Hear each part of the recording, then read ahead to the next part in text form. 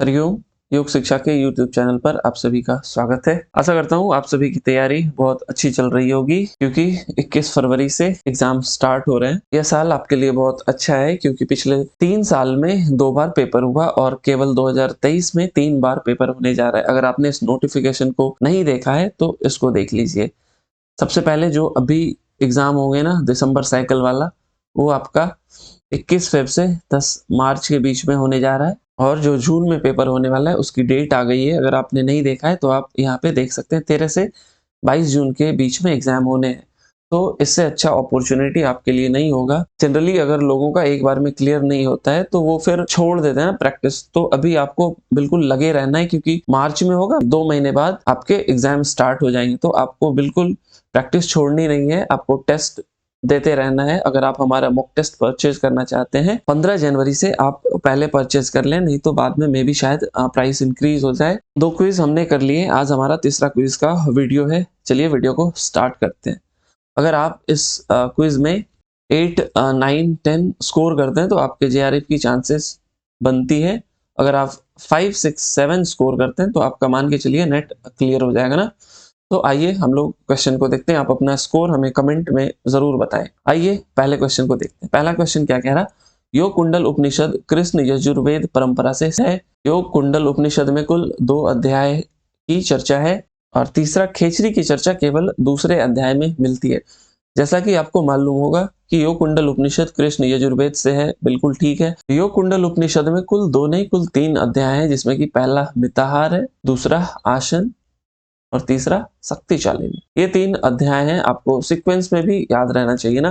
क्या पता कल को पूछ ले कि मिताहार की चर्चा किस अध्याय में है ना, पहले यहाँ से क्वेश्चन बने कि शिव संहिता में मिताहार की चर्चा किस पटल में की गई है। तो आपको पहले भी मैंने बताया, जहाँ पे भी अष्टांग योग हो आपको हर एक ग्रंथ का पता होना चाहिए। मिताहार की चर्चा किस ग्रंथ के किस अध्याय में है और वहां पे क्या बोला गया है ना, ये भी आपको पता होना चाहिए। किस ग्रंथ में आपको नाड़ी शुद्धि की चर्चा देखने को मिलती है, किस किस ग्रंथ में कुटिया की चर्चा, आसन का स्थान। आपको यही सबसे क्वेश्चन बनेंगे ना। अगर आपने पहले के क्वेश्चन देखे होंगे तो आपको भगवत गीता से भी पूछा गया है कि योगी के लिए आसन कैसे होने चाहिए, पहले क्या बिछाना है फिर क्या बिछाना है ना। तो आपको ये सब चीज पता होना चाहिए। बात करें यहाँ पे तो यह आपका योग कुंडल उपनिषद कृष्ण यजुर्वेद परंपरा से शामिल है। 3 अध्याय मिताहार, आसन और शक्तिशालिनी। द्वितीय अध्याय का शुभारंभ खेचरी से होता है और तृतीय अध्याय में भी खेचरी की उल्लेख किया गया है ना। तो आपको पता होना चाहिए। दूसरे अध्याय का अगर ये श्लोक आप पढ़ेंगे, अथाहम सम प्रवक्ष्यामि विद्याम खेचरी संगिकाम यथा विज्ञानवानस्या लोके अस्मिन अजर अमर। खेचरी की चर्चा हमें दूसरे और तीसरे अध्याय दोनों में मिलती है। बात करें, इसको आप स्क्रीनशॉट लेके रख लें। जनरली यहाँ से मैंने क्वेश्चन दिया है और हमेशा आप लोग गलत करते हैं ना। यहाँ पर मैंने सारे उपनिषद किस वेद से संबंधित हैं, आप इसका स्क्रीनशॉट लेके इसे याद कर लें।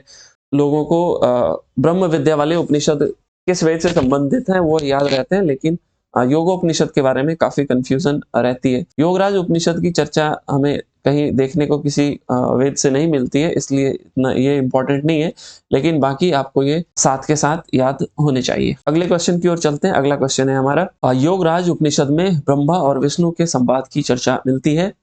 और दूसरा, योग वशिष्ठ में वशिष्ठ और उनके पुत्र शक्ति के बीच का संवाद मिलता है। अगर बात करें ब्रह्मा और विष्णु के संवाद की चर्चा हमें योगराज में नहीं, योग तत्व में मिलती है ना, योग तत्व में। तो ये गलत हो गया। योग वशिष्ठ में हमें क्या मिलता है, वशिष्ठ और शक्ति के बीच का संवाद वशिष्ठ संहिता में मिलती है ना, वशिष्ठ संहिता। योग वशिष्ठ में क्या मिलता है, ऋषि वशिष्ठ और भगवान राम के बीच का संवाद मिलता है। तो यहाँ पे ये भी गलत हो गया, ये भी गलत हो गया। आपका 1 और 2 बोथ इनकरेक्ट, ये आपका सही उत्तर हो जाएगा। अगले प्रश्न की ओर चलते हैं।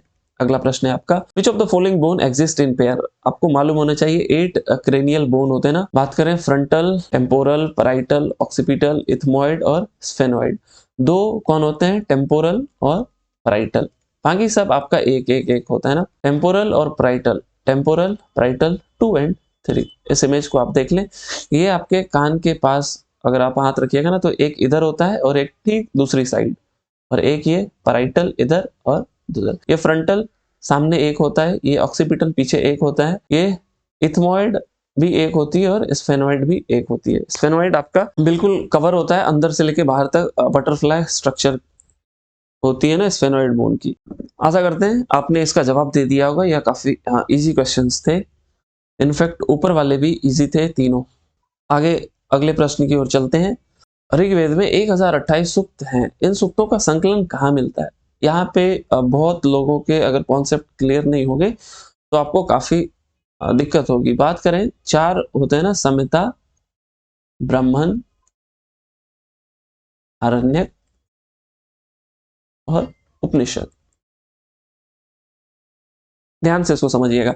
जो भी आपका मंत्र भाग होगा ना, अगर बात करें केवल ऋग्वेद की, जो भी हम लोग पढ़ते हैं ना, जैसे 10 मंडल, 1028 सूक्त, यह 10,552 मंत्र, ये सब आपके संहिता में आते हैं। यहाँ पे आई होप ये क्वेश्चन थोड़ा ट्रिकी था। अगर आपको कॉन्सेप्ट बेसिक क्लियर नहीं होंगे ना, तो आपको बहुत दिक्कत आएगी। ये सब के सब आपके संहिता में ही मिलते हैं। और फिर तो ब्राह्मण में क्या मिलता है? ब्राह्मण ग्रंथ में इन्हीं के इंटरप्रिटेशन, इन्हीं को एक्सप्लेन किया गया ना, ये ओरिजिनल मंत्र है। ऋषि हमेशा मंत्र दृष्टा होते हैं ना, ऋषि मंत्र दृष्टा होते हैं। उन्होंने ऐसा नहीं कि जो मन में आया लिख दिया, जो अच्छा लगा, ऐसा नहीं। वो मंत्रों को देखे हुए मंत्रों को वो लिखते हैं ना, और फिर उन्हीं को एक्सप्लेन किया गया ब्राह्मण ग्रंथ। अगर इस स्लाइड को आप लोग देखिएगा तो ये 10 के 10 मंडल जो है ना, ये आपके सब ऋग्वेद के ना, ये मंत्र हो गए, ये सूक्त हो गए। पहले मंडल में इतने सूक्त, इतने मंत्र मिलते हैं। ये थोड़ा उतना डीप में आपको नहीं जानना है, लेकिन आपको लगभग लगभग पता होना चाहिए ऊपर ऊपर चीज की, कितने मंडल हैं, कितने सूक्त हैं, कितने मंत्र हैं।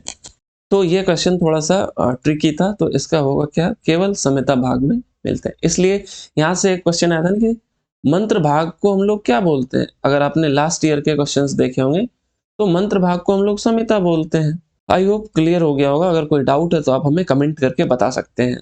अगले प्रश्न की ओर चलते हैं। अगला प्रश्न है आपका, यहाँ पे काय संपत्ति को बताया गया ना, क्या क्या काय संपत्ति के अंतर्गत आते हैं। अब देखिए यहाँ पे क्या बोला गया है, ततो अनिमा आदि प्रादुर्भाव काय संपत्ति तद धर्म नाभिघात। यहाँ पे इसको ध्यान से समझिएगा ना।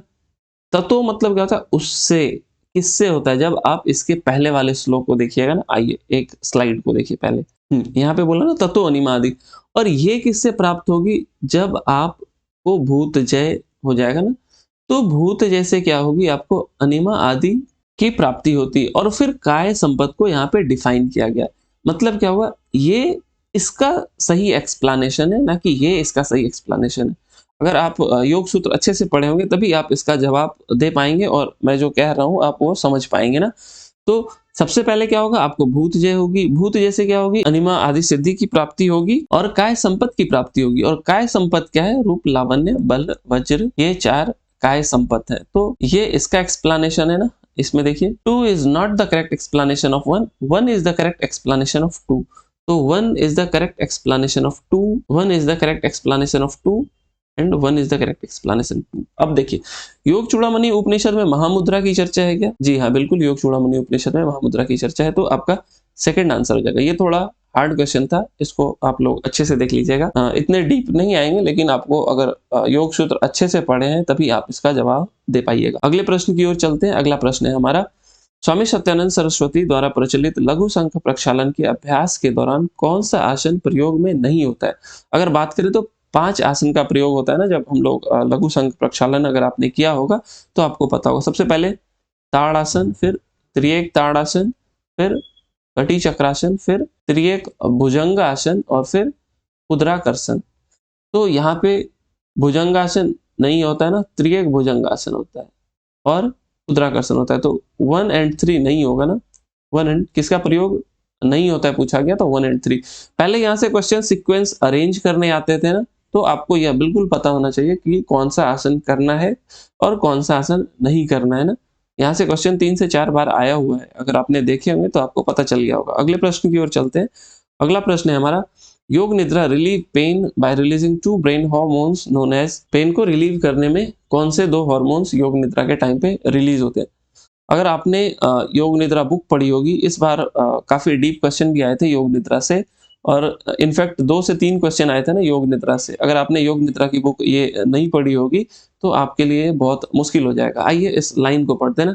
हाल के शोध अध्ययनों से एंडोजेनस मॉर्फिन जैसे मस्तिष्क के हार्मोन्स का पता चला है, जिन्हें एंडोर्फिन तथा इंसेफ्लिन कहते हैं ना, तो ये दो हॉर्मोन्स आपके ब्रेन से निकलते हैं।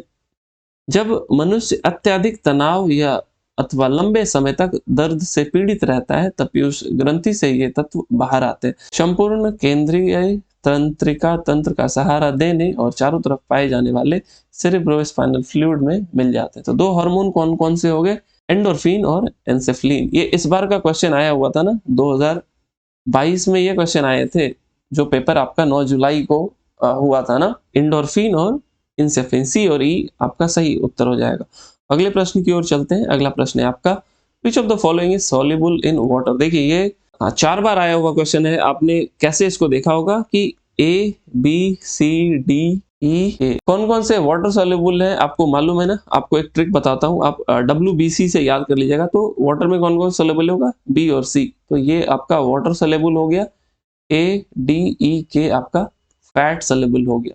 अब देखिए ध्यान से, यहाँ पे क्वेश्चन मैंने कैसे इसको घुमाया ना, ये आपको जितने भी विटामिन होते हैं ना, सबके एक केमिकल नेम होते हैं ना। तो ए का क्या हो गया? रेटिनॉल। B riboflavin. बी में बहुत सारे विटामिन होते हैं, तो अभी के लिए आप याद रखिएगा बी का राइबोफ्लेविन, डी का कैल्सीफेरॉल और ई का टोकोफेरॉल। आइए इस चार्ट को आप लोग देख लीजिए। विटामिन ए का रेटिनॉल, B1 का थायमीन, B2 का राइबोफ्लेविन, यही विटामिन मैंने दिया था अभी। B3 niacin, B5 pantothenic acid, B6 pyridoxine, B7 biotin, B9 folic acid, C ascorbic acid, B12 cobalamin, D calciferol. ये देखिए यहाँ से दिया था मैंने, और टोकोफेरॉल।